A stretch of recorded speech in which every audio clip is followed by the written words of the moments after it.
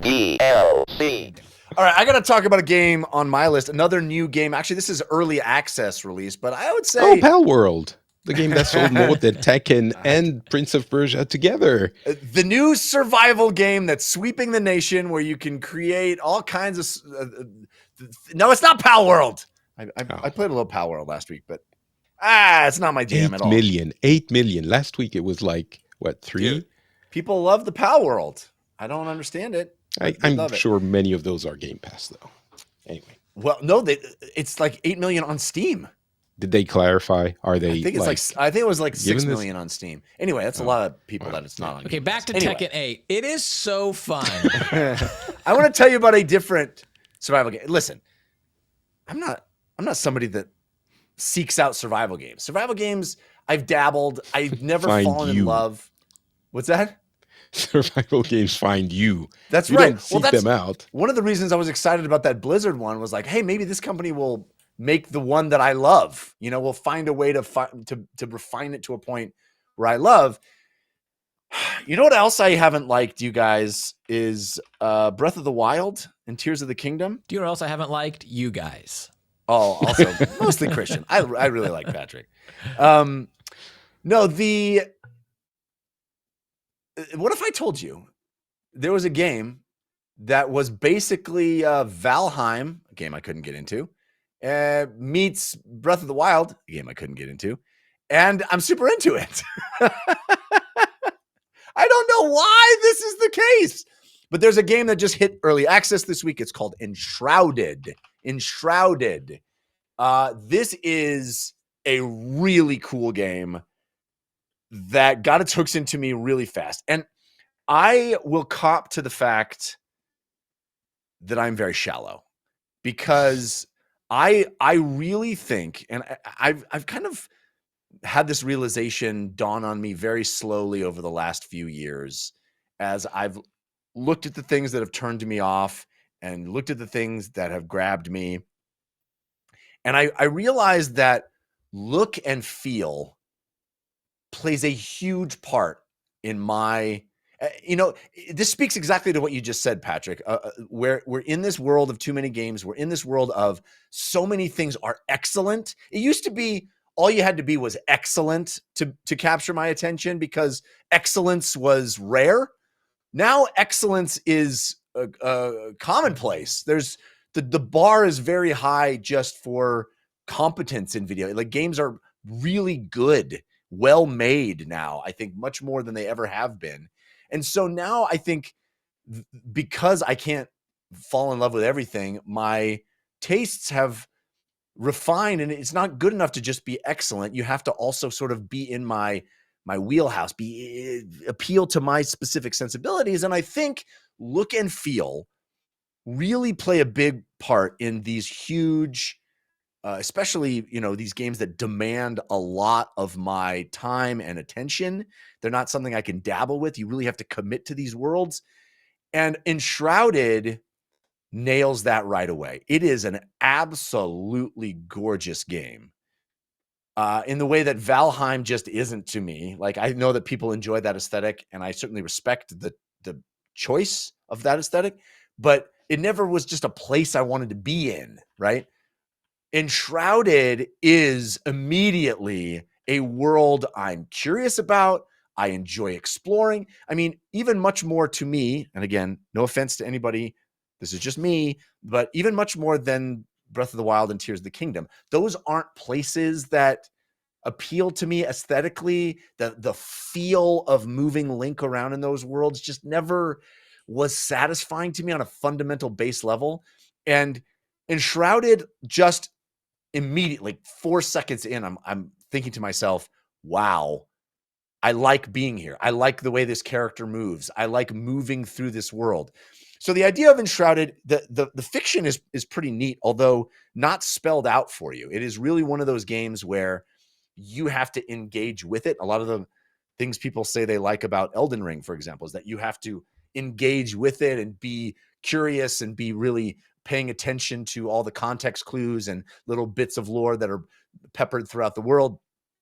Such is the case with Enshrouded. It does start with a bit of a cutscene, but there really aren't cutscenes as you move through the game. It is much more the world explaining itself to you.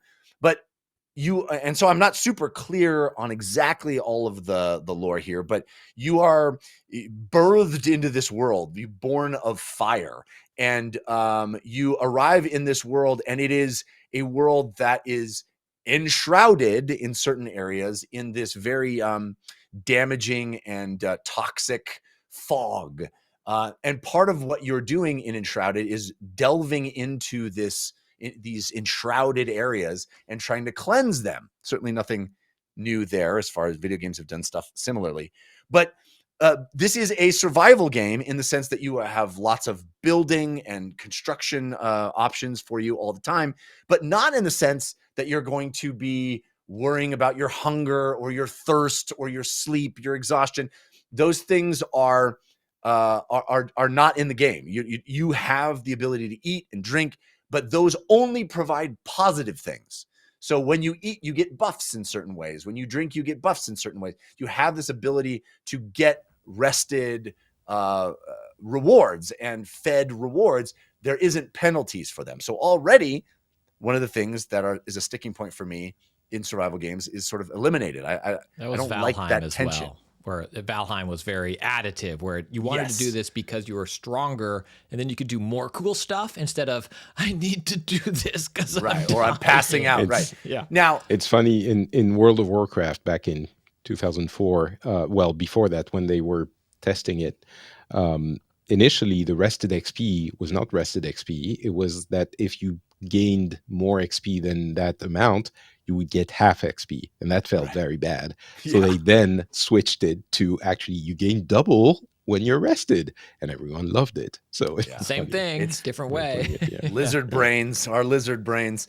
Anyway, so another thing I don't really like, and still don't like, even Enshrouded, I want to like building stuff in games, but I just don't. I find it extremely tedious to have to build a house. And Enshrouded does a lot of things to smooth those rough edges in the sense that it's a voxel game. You can get really fine detailed, and people have made incredible stuff for this game already, like extraordinary mansions and these palatial castles and just incredible stuff. But it also allows you get into this build mode, and you get this, this cool hammer, and it puts you into this build mode where it'll give you, pre-stock made like full walls and with doorways cut out of it. And so it gives you the shortcut to just sort of plug and play Lego style your buildings. But I still just have no interest in it. I try to motivate myself, but I find it so tedious to build things. But you can kind of ignore that. I mean, there's a lot of cool stuff that you get from building things. You can set up, kind of a factory where you're, self-sustained in ways that you wouldn't be otherwise. But much more than that, the game offers this huge, interesting world with different biomes to explore. And there's literally no vendors and no currency in this game. Everything you acquire, you do by either crafting it or finding it. And you can get some really rad stuff. And there's a huge tech tree and there are ostensibly classes, but you start classless. You start as a empty vessel, a blank slate, and it has a very sort of Path of Exile style branching skill tree, similar to something in like Skyrim had something similar, where you start putting points in skills, and eventually it leads you down a path to a class. So you sort of find your class by what skills you invest in. And there's lots of them: assassins, battle mage, lots of cool subclasses. And you can kind of theory craft your way into some really cool play styles. And there's, there's swords and axes and shields and bows and arrows, but there's also wands and staffs and magic. So you can really create the kind of play experience you want. And I find the combat not fantastic, not, oh my gosh, the combat is what brought me to the game, but satisfying in the way that it is specifically how I want to be. And there's like hot swap, so you can whittle things down with ranged weapons and then swap into a melee super quick. And you can, it really is dynamic in that way, in that it allows you to take on the challenges the way you want to, and based on the cool stuff that you have found. I love the world. I love the challenge of the world. So basically what you're doing is, you know, you're building cool stuff. You're crafting these neat things. You're finding these NPCs. There's, I think I want to say 5 or 6 NPCs that are hidden in the world that you bring back to your base, and then they give you new things that you can craft because they're there, and they also give you little side quests to go and do. And in order to get the coolest stuff, you need to venture into these shrouded areas and get resources that only exist there. And you're also going into these shrouded areas to sort of cleanse them. You find these trees, you chop down the tree, it cleanses the area and gets rid of the shroud. But as you go into the shroud, it's killing you. And you have literally a timer on the screen for how long you can be in the shroud. Again, another thing that usually puts me off of games big time. Timer on the screen. Hate it. For some reason in Enshrouded, I'm into the idea that like it is full on push your luck. You're choosing to step into the shroud. You've got this much time. Maybe there'll be something you encounter inside the shroud that resets your timer. Sometimes you can find that stuff. Sometimes you can't. You have ways to mitigate that and allow yourself to survive longer, but you are pushing your luck. And sometimes you have to go deeper and deeper and deeper into the shroud. You're walking down, you're like, oh no, am I going to be able to get out of here? Because it can't fast travel in a shroud. Am I going to be able to cleanse this thing in time? And then you're fighting the last guardian, I wouldn't say boss, but more like a tougher character that's right in front of the thing you're trying to cleanse. And you see that tick, tick, tick, and you're trying to fight it, and it raises the tension. It's exactly why people put timers in games and why some people like them. I tend not to, but for some reason here, it's kind of cool. It's kind of cool. And again, I think a lot of this is look and feel. I just like being in this place.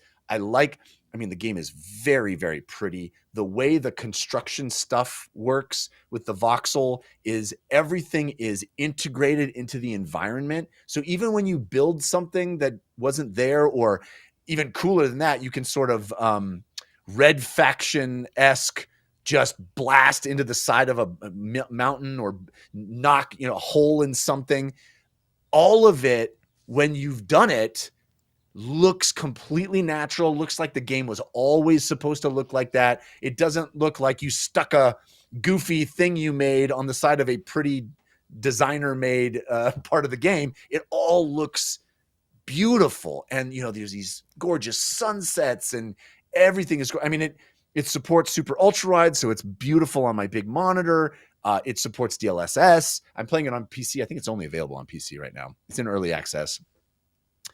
I'm playing on a beefy GP, of course. Mileage may vary, but I think the game is really pretty. It's super fun. It's made to be played with other people. So you can sort of have division of labor. You can be like, hey, I'm the person who's building the base. You guys go out and do whatever. Or you can all do everything together. You have this cool thing where you have a server. So anybody on your server, it rips off other games, I think, unabashedly. One of the things that rips off from Breath of the Wild is Pokemon. Is all the Pokemon. There's Pokemon with guns though, so it's okay. No, is you go to the top of these towers and that opens up parts of the map. But anybody on your server that has done that, it opens up the map for everybody on the server. That's cool. So it's rad. So you can have like, hey, you and me, let's go and do this while Bill and Sally build a base. Whatever. You can do that kind of stuff if you choose to. I think that's kind of neat as well. Another thing it rips off from Breath of the Wild is a stamina system. It has this circular little stamina meter that means, if you climb something, your stamina goes down. If you can build a hang glider and a grappling hook, although the grappling hook only works on grappling points, not anywhere, which is a bit of a bummer. But anyway, so it's ripping off lots of games, but doing it with style. I think really fun enemies, cool looking bad guys, neat fights. It's intense. if you die, you drop some of your stuff, soul style. So you have to go find your corpse to get your stuff if you want it. And you're constantly just getting resources, building new stuff. I don't know. I mean, it is a gameplay loop that I haven't fallen in love with before, but Enshrouded has made me really dig that gameplay loop. And the game again is only in early access, but there's a lot to it there already. And I think this game has a bright future because they plan to add much more stuff. I think there's 4 or 5 biomes already, and the map is big. There's lots of cool things to find and discover. There's little puzzles. It's a pretty neat. It's like got a full, what feels like a full role-playing adventure game layer and the build stuff, craft stuff layer, and they're married really, really well. So I am very high on Enshrouded. I think it is a really, really cool entrance into this genre, and one that has made me kind of appreciate the genre in a way other successful games in that category have not. You can get the full audio version of this show by subscribing to the RSS feed, which you can find at dlcpod.com. And you can support the show on Patreon at patreon.com/dlcpod, where you will get ad-free versions of the show, video versions of the show on demand, and a whole bunch of extra content, like Wednesday's show, paid DLC, including spoiler chats, so much more. That's patreon.com/dlcpod.